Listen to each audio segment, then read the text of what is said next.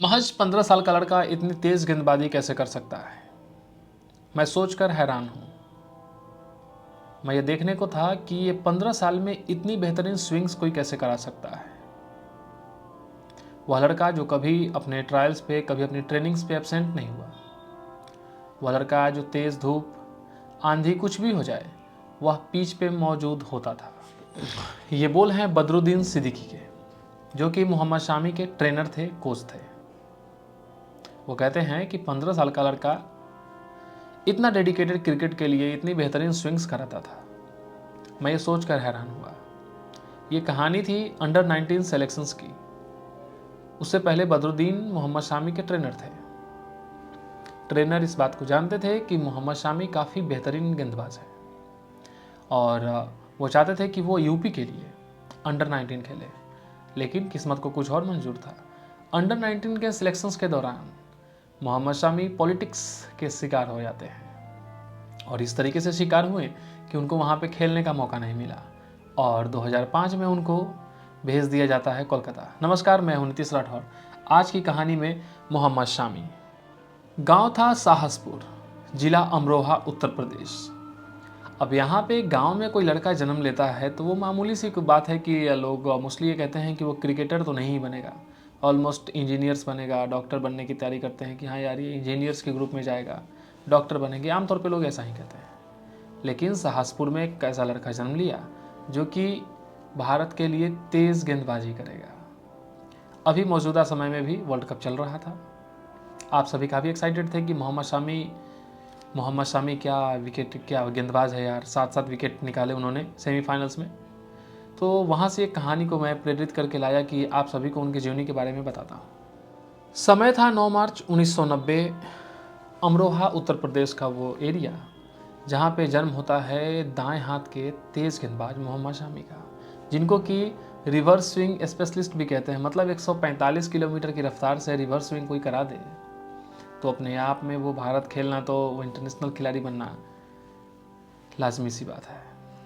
अब हम लोग चल रहे हैं कहानी में आगे कि मोहम्मद शमी जब साहसपुर में जन्म लिए और उसके बाद किस तरीके से उनकी कहानी आगे बढ़ी, किस तरीके से वो साहसपुर से निकलते हैं रिवर्स स्विंग के स्पेशलिस्ट बनने तक की कहानी में आखिर क्या क्या मोड़ आते हैं, किस किस तरीके से चेंजेज होती है। तो पिता तौसीफ अली उनकी इस गेंदबाजी के लिए उनको प्रेरित करते हैं। तौसीफ अली अपने शुरुआती के दिनों में जब वो यंग थे तो क्रिकेट खेला करते थे और उनको भी बड़ा इंटरेस्ट था कि वो क्रिकेटर बने, लेकिन ऐसा हो नहीं पाया। और तौसीफ अली एक किसान हैं, किसान के रूप में वो काम करते रहे हैं। लेकिन वहाँ से फिर कहानी में प्रेरित होते हैं वो और मोहम्मद शामी को क्रिकेट की तरफ आगे भेजना चाहते हैं।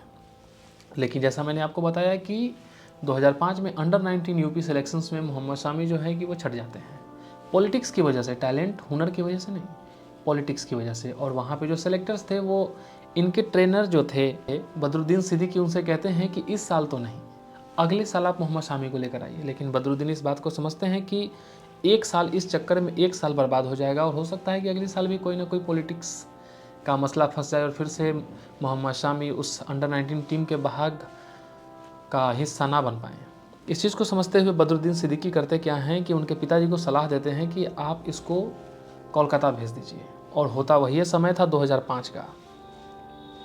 2005 के समय में आने से पहले आपको एक चीज़ बताऊं कि उनके जो ट्रेनर थे बदरुद्दीन सिद्दीकी, वो इनके ट्रेनिंग के दिनों की बात करते हुए बताते हैं कि मोहम्मद शामी जब खेलता था, जब मैचेस हो जाते थे तो वहाँ से मैच के बाद वो पुराने गेंद्स को मांगता था और पुराने गेंद्स को मांगने के बाद उससे वो रिवर्स स्विंग कराने की प्रैक्टिस करता था कि पुराने गेंद से अगर रिवर्स स्विंग करानी होगी तो कैसे कराएंगे। और आपको जानकर हैरानगी होगी कि मोहम्मद शामी इसकी प्रैक्टिस लगभग 14 घंटे 15 घंटे इसी तरीके से किया करते थे कि पुराने गेंद से किसी चीज़ को, किसी गेंद को अगर पुराना गेंद है उसमें रिवर्स स्विंग कैसे करेंगे। अब चलते हैं आगे कहानी में 2005। तो 2005 में यूपी अंडर 19 में उनकी सिलेक्शन नहीं हुई, उनको वहाँ से बाहर कर दिया गया। पॉलिटिक्स का दबदबा था, पॉलिटिक्स किसी का नहीं है, वहाँ से वो सिलेक्ट नहीं हो पाए और कहानी में ट्विस्ट आ गया। अब बच्चा था उत्तर प्रदेश के अल्मोड़ा का। अब वहाँ से उत्तर प्रदेश के लड़के को अब अपना कैरियर बनाने के लिए क्रिकेट टीम के लिए उन्हें जाना पड़ा वेस्ट बंगाल के कोलकाता शहर में। अब चलते हैं कोलकाता। कोलकाता में जाते ही उन्होंने एडमिशन लिया डलहौजी एथलीट क्लब में। अब वहाँ पे तो बेसिक्स की ट्रेनिंग होती थी, यानी कि शुरुआती दौर में 15 साल के थे वो, वहाँ से फिर किस तरीके से वो नॉर्मल बेसिक्स ट्रेनिंग वहाँ पे मिलती थी। वहाँ से डलहौजी के बाद जो वहाँ पे सेक्रेटरी थे क्रिकेट एसोसिएशन ऑफ बंगाल के, उन्होंने मोहम्मद शामी को गेंदबाजी करते देखा और फिर उन्हें कहा कि तुम मेरे क्लब, यानी कि उनका एक क्लब चलता था क्रिकेट क्लब जिसको कि टाउन क्लब के नाम से जानते थे, उन्होंने उनसे कहा कि तुम टाउन क्लब में आओ और यहाँ पे प्रैक्टिस करो। हालांकि शामी जो थे कि किसान परिवार से थे, तो उनके पास रहने के लिए मतलब उतनी व्यवस्था नहीं थी कि वो कोलकाता जैसे महंगे शहर में रहेंगे और अपने आप को रख पाते, सब कुछ कर पाते। तो यहाँ पे डॉक्टर दास जो थे, देवव्रत दास उनका नाम था, जो कि सेक्रेटरी थे क्रिकेट एसोसिएशन ऑफ बंगाल के, उन्होंने कहा कि शामी तुम मेरे यहाँ ही रहो। अब क्या हुआ कि टाउन क्लब के लिए खेलते थे मोहम्मद शामी, और उसके जो फाउंडर थे वो सेक्रेटरी थे देवव्रत दास। तो देवव्रत दास टाउन क्लब के लिए उनको खेलने के लिए बोले, उनमें उनका एडमिशन हो गया और रहने के लिए देवव्रत दास ने उनको अपने यहाँ ही जगह दे दी। तो शामी अब देवव्रत दास के साथ रहने लगे और दिन भर क्रिकेट की प्रैक्टिस उनके ही क्लब में, टाउन क्लब में करते। अब वहाँ पे प्रैक्टिस के बाद उन्होंने, देवव्रत ने ही उनको आगे बढ़ाने का सोचा, क्योंकि शामी काफ़ी अच्छी गेंदबाजी करने लगे। उन्होंने बंगाल के एक सिलेक्टर थे संबरन बनर्जी, उनसे रिक्वेस्ट की कि तुम इसे क्या करो कि अंडर 22 बंगाल जो टीम जो सिलेक्ट हो रही है उसके लिए एक बार शामी को देख लो।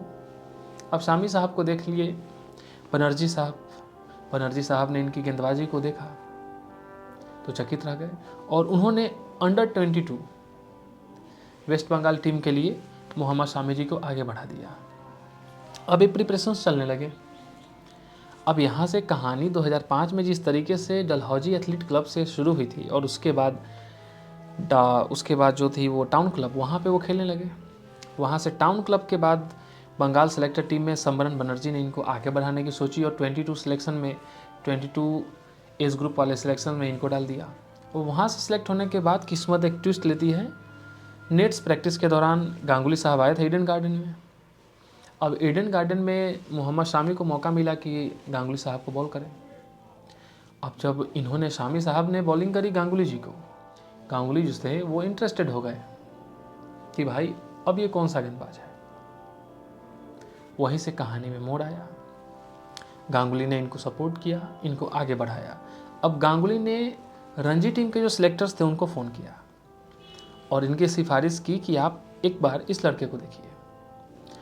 और हुआ ऐसा ही कि 2010-11 में मोहम्मद शामी को बंगाल रणजी टीम का हिस्सा बना दिया गया। गेंदबाजी तो थी ही लाजवाब। एक होता है ब्रेक थ्रू मिलने का।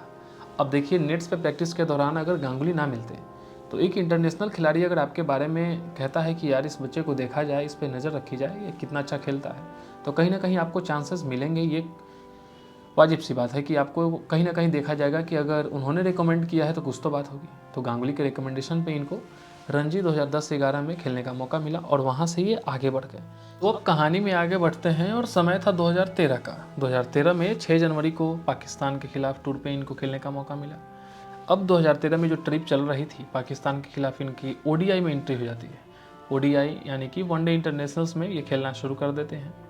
तो ये कहानी किस तरीके से साहसपुर से शुरू होती है और उसके बाद फिर ये आगे बढ़ना और फिर यहाँ तक कि ओडीआई में एंट्रीज मिलना 2013 तक।